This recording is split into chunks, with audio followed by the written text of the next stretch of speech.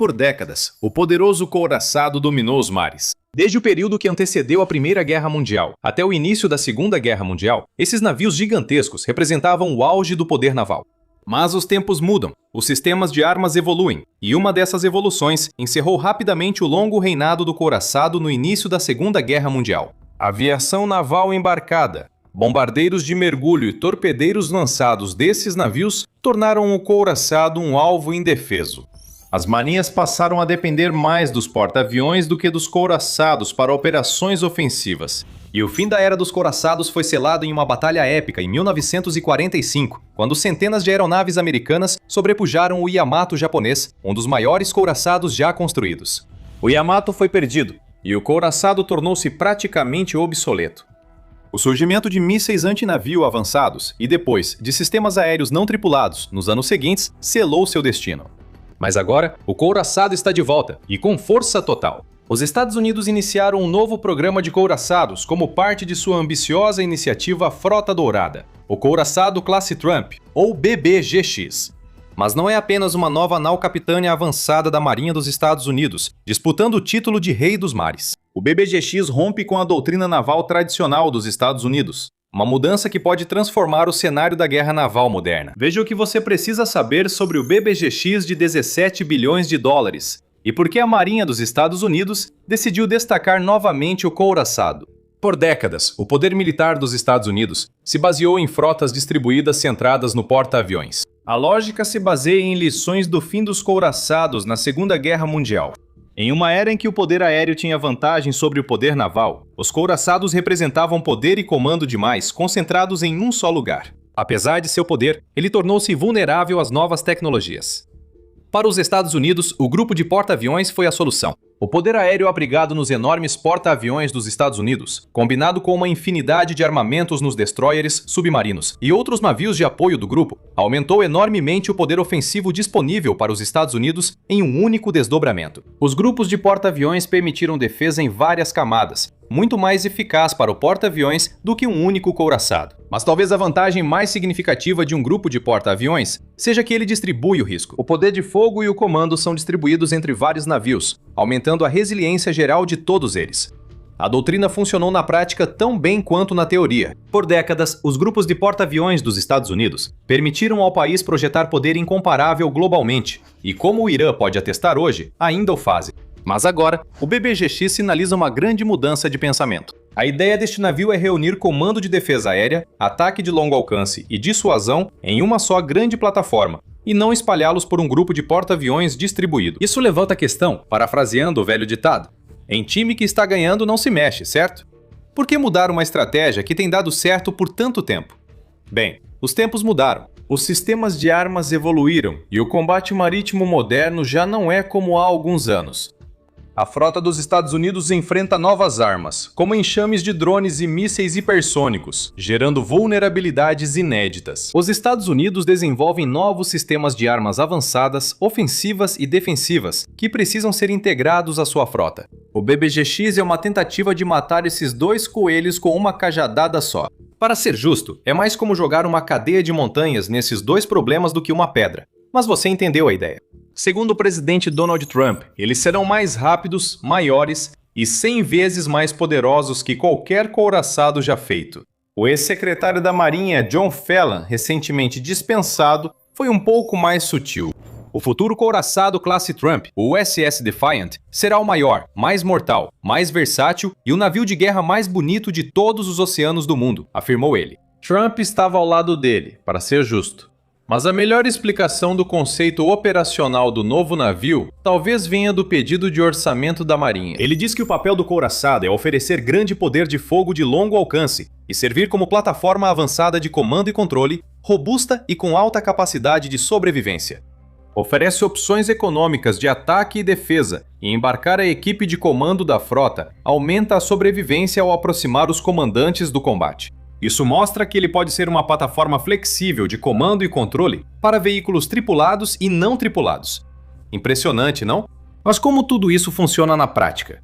Bem, o projeto ainda está nas fases iniciais de projeto, muito antes do desenvolvimento. A construção do primeiro dos 3 encouraçados planejados só deve começar em 2028. Então, a maioria dos detalhes mais específicos ainda está sendo definida. Mas o que sabemos é que o navio será de alta tecnologia, enorme e muito poderoso. A classe Trump terá casco de 30.000 toneladas, mais que o triplo do volume interno de um destroyer de 9.000 toneladas. Espera-se que ela tenha entre 260 e 271 metros de comprimento, com uma largura de aproximadamente 32 a 35 metros. Isso é mais longo que o já citado Yamato, um navio extremamente longo por qualquer medida. O navio foi projetado para atingir velocidades acima de 30 nós, embora o tipo de motor que irá impulsioná-lo aparentemente ainda não tenha sido definido. Phelan disse em abril que, embora as discussões sobre a possibilidade de os navios de guerra classe Trump serem movidos a energia nuclear estivessem em andamento, isso era improvável de acontecer. Documentos orçamentários da Marinha indicam que o plano atual é o BBX usar propulsão convencional combinada, com geradores a diesel e turbinas a gás. Embora não seja considerado um porta-aviões, o BBGX possui um convés de voo e 2 hangares, capazes de suportar aeronaves V-22 Aspide e futuros sistemas de elevação vertical. Ele possui sensores avançados com radar AN/SPY-6, que garantem detecção e rastreamento integrados, de alta qualidade, para alvos aéreos e mísseis. A embarcação deve acomodar entre 650 e 800 tripulantes, um dos maiores efetivos de qualquer navio da Armada dos Estados Unidos. Apenas o navio doca classe Harper's Ferry dos Estados Unidos, com uma tripulação de 825 pessoas, o navio de comando classe Blue Ridge, com uma tripulação de 842, o navio de assalto anfíbio classe América, com uma tripulação de 2.745, e o navio de assalto anfíbio classe Wasp, com uma tripulação de 2.979. E os porta-aviões das classes Ford e Nimitz, com tripulações de cerca de 4.600 e 65.680, respectivamente, podem acomodar ainda mais pessoas. Mas a grande tripulação não é o motivo de todo esse tamanho extra e deslocamento no BBGX. Isso é necessário para os armamentos avançados do couraçado e para a enorme capacidade de geração de energia necessária para operar parte desse armamento. O orçamento da Marinha diz que sistemas avançados do navio permitirão ataques de longo alcance com armas hipersônicas em novos sistemas maiores de lançamento vertical. Além disso, seu avançado sistema de artilharia naval oferece opções econômicas de ataque e defesa. Na prática, a configuração ofensiva da classe Trump combina sistemas de mísseis hipersônicos e convencionais em um único casco para fornecer capacidade de ataque em múltiplas camadas. O navio foi projetado para transportar 12 mísseis hipersônicos Conventional Prompt Strike, ou CPS, destinados a entregar ogivas convencionais em alcances intercontinentais em aproximadamente 1 hora. O primeiro navio da classe a ser construído, o já mencionado USS Defiant, ou BBG-1, também incluirá 128 células do sistema de lançamento vertical MK-41. Isso é 25% a mais do que o conjunto atual de 96 células do destroyer Arleigh Burke Flight 3. Esses lançadores podem disparar mísseis de ataque terrestre Tomahawk e mísseis interceptadores Standard, entre outras munições. O poder de fogo adicional dos lançadores extras permitirá o engajamento simultâneo em várias áreas de missão, incluindo ataque e defesa aérea. Essa alta concentração de poder de fogo reduz a necessidade de vários navios para efeitos semelhantes, mas aumenta a dependência da capacidade do paiol a bordo. O casco também permite a possível integração de mísseis de cruzeiro lançados do mar com ogivas nucleares SLC-MN, o que ampliaria o leque de opções de dissuasão disponíveis para a frota de superfície dos Estados Unidos, tanto quanto é possível atualmente. Mas a variedade de armamentos de ponta não termina com o CPS e o SLC-MN, ambos ainda em processo de implantação. Citando novamente a proposta orçamentária da Marinha. A geração de energia cresceu muito, e com um sistema integrado sofisticado e armazenamento de alta capacidade, vai apoiar armas de energia dirigida essenciais para a missão. Armas como lasers de alta potência e canhões eletromagnéticos, reduzindo a dependência de munições caras de uso único.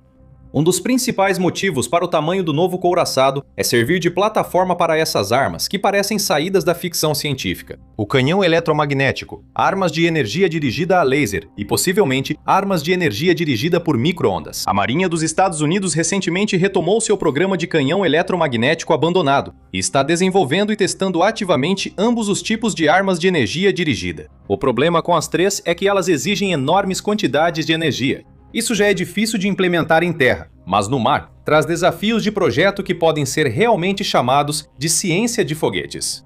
Resta saber como os engenheiros da Marinha vão alimentar esses sistemas no novo couraçado, mas parece haver espaço suficiente no navio para incluí-los. O canhão eletromagnético é projetado principalmente como uma arma ofensiva, destinada a lançar projéteis hipersônicos a mais de 100 a 200 milhas náuticas para atingir alvos em terra, navios inimigos e instalações fortificadas com energia cinética.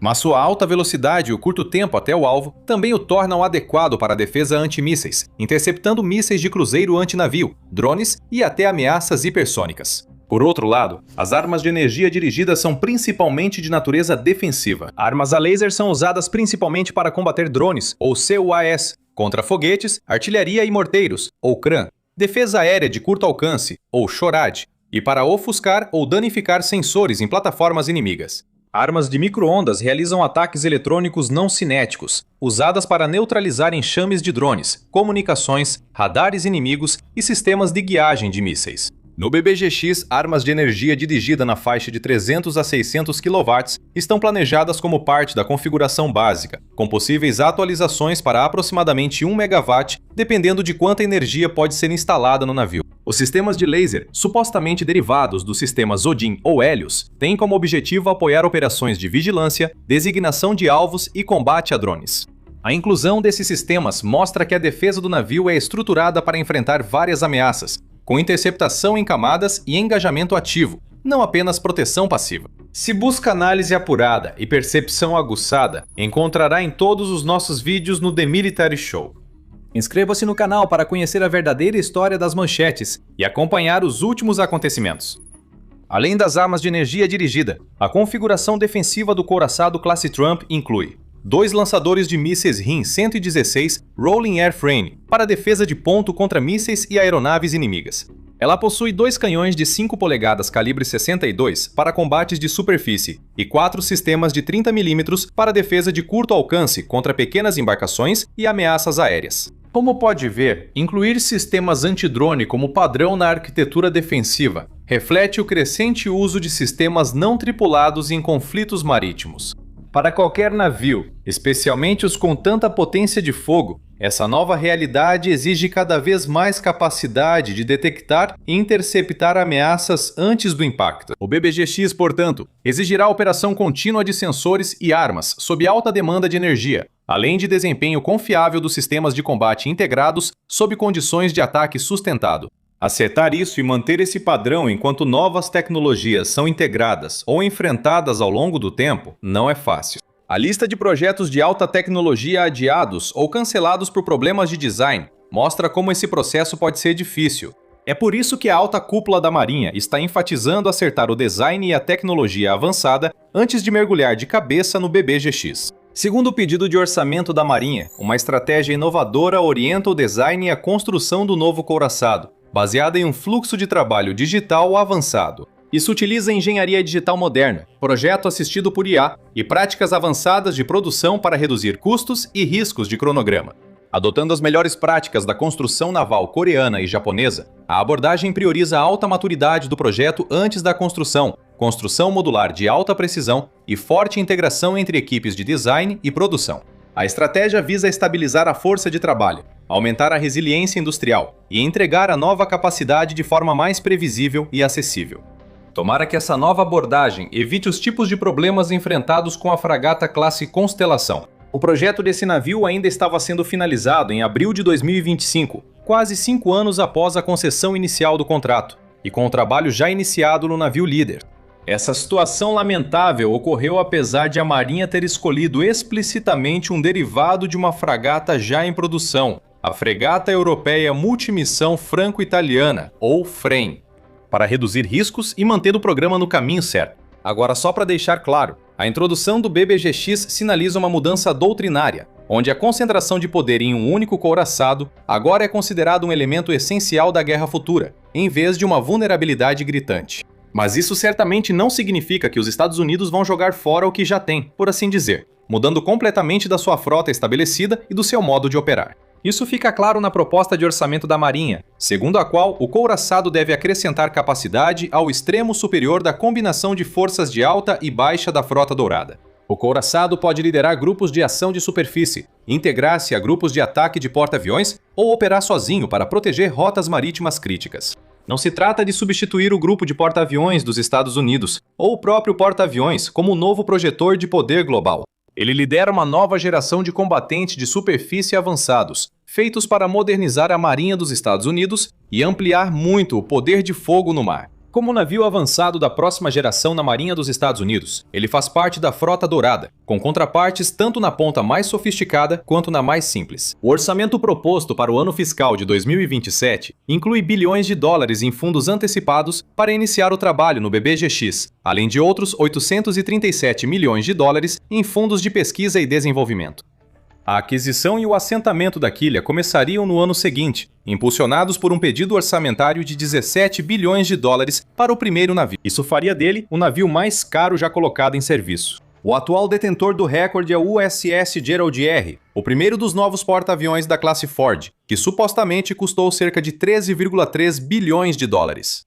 Mas além do adiantamento de verbas para o novo couraçado, o orçamento de 65,8 bilhões de dólares da Marinha também inclui pedidos para adquirir outros 17 navios da Força de Batalha, além de 16 navios auxiliares ou de apoio. Em particular, a Marinha quer comprar um submarino da classe Columbia, 2 submarinos da classe Virginia, uma fragata FFX, um destroyer da classe Arleigh Burke, um navio de assalto anfíbio da classe América, uma doca de transporte anfíbio da classe San Antonio, 6 navios de desembarque médios, 2 petroleiros da classe John Lewis, 2 navios substitutos de apoio a submarinos e um navio de vigilância oceânica. Além dessas aquisições, o pedido mantém o financiamento escalonado para o terceiro e quarto porta-aviões da classe Ford, atualmente em construção.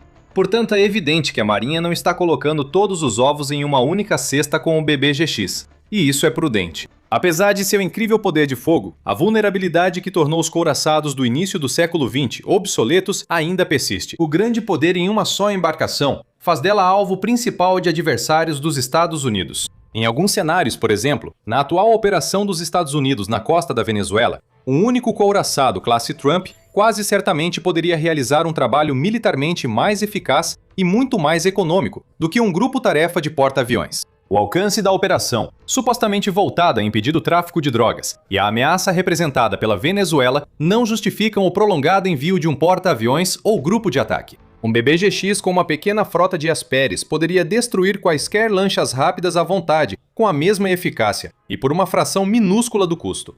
No momento, os Estados Unidos não têm muitas outras opções além de um grupo de ataque. O BBGX vai eliminar esse problema. No entanto, em ambientes mais disputados, por exemplo, no quintal da China, a lógica de espalhar o poder e o comando por todo o grupo de porta-aviões ainda provavelmente faz sentido. Ninguém realmente sabe como as armas mais avançadas dos Estados Unidos e da China vão se comparar, porque ainda não se enfrentaram. Enquanto não se souber mais sobre as capacidades reais, concentrar muito poder e recursos em um único ativo, em águas controladas pela China, é um risco que a Marinha dificilmente correrá. Especialmente se os Estados Unidos já conseguem posicionar grupos de porta-aviões ou outros grupos de ataque com o BBGX. Isso certamente faz parte do plano.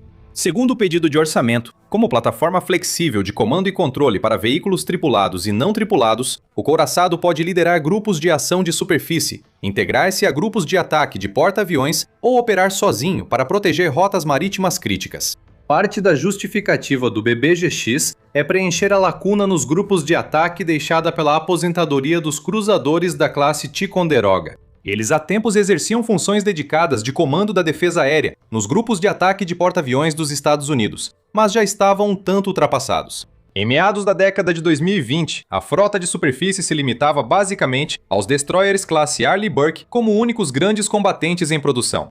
O plano inicial era substituir o Ticonderoga aposentado pelo novo programa de destroyers, DGGX, mas ele enfrentou problemas de design. Estudos de design realizados entre 2021 e janeiro de 2026 concluíram que o formato do casco do DGGX era insuficiente para suportar o número necessário de células do sistema de lançamento vertical, integração do CPS, mísseis e futuras armas de alta energia, sem exceder os limites de energia e resfriamento. Em outras palavras, o projeto estava completamente parado. A liderança da Marinha dos Estados Unidos considerou 2 tipos de destroyer, mas decidiu que dividir missões entre variantes não atenderia aos requisitos operacionais. A decisão então foi avançar para um único casco maior, capaz de acomodar todos os sistemas planejados para o DDGX e ainda mais. O resultado é o BBGX.